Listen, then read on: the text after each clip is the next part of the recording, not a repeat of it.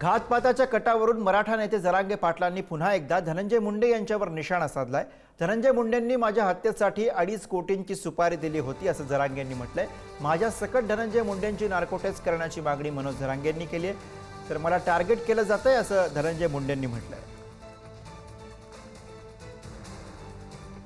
बाहेर लोळले मग प्रेसच्या बांधवाच्या पत्रकार बांधवाच्या माध्यमातून सांगितलं अजितदादाची त्यांनी पाय धरले आणि फडणवीस साहेबांची। हे बघा, मला मिळालेली माहिती आतापर्यंत खोटी झालेली नाही 2 वर्षात, म्हणूनच मीडियाचे बांधव माझ्यावर विश्वास ठेवतात। मी लबाड बोलत नाही, एकतर जे खरं ते सांगतो। मला मिळालेली माहिती आतापर्यंत आंदोलनात सरकार माझ्या विरुद्ध समाजाविरुद्ध काय कट करणारे किंवा काय षड्यंत्र शिजते वाईट होऊ शकतं त्याच्यामुळे, आणि हेच फडणवीस साहेब सुद्धा म्हणले। त्यांनी त्यात क्लीन चिट दिली। त्या गृह मंत्रालयाला अर्ज करून परवानगी मागायला हरकत काय? मंत्री आहे, माझी मंत्री आहे ना म्हणून।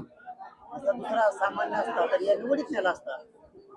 पोलिसांनी याचं राजकारण करू नये असं माझं म्हणणं आहे। सत्ता बदलत असते आणि मुख्यमंत्र्यांनी अजितदादांनी सुद्धा करू नये। अजितदादांनी असली विषारी साप पाळल्यामुळं ते गोरगरिबांच्या आमच्यासारख्या लेकरांना भोगावं लागतं।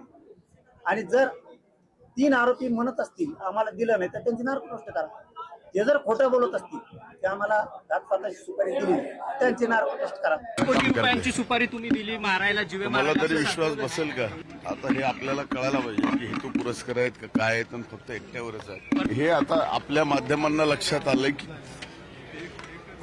टार्गेट अशा पद्धतीने केलं जातं। त्यामुळे स्वाभाविक आहे कोण काय आरोप करतो याच्यापेक्षा मी माझं सरळ सरळ काम करतोय।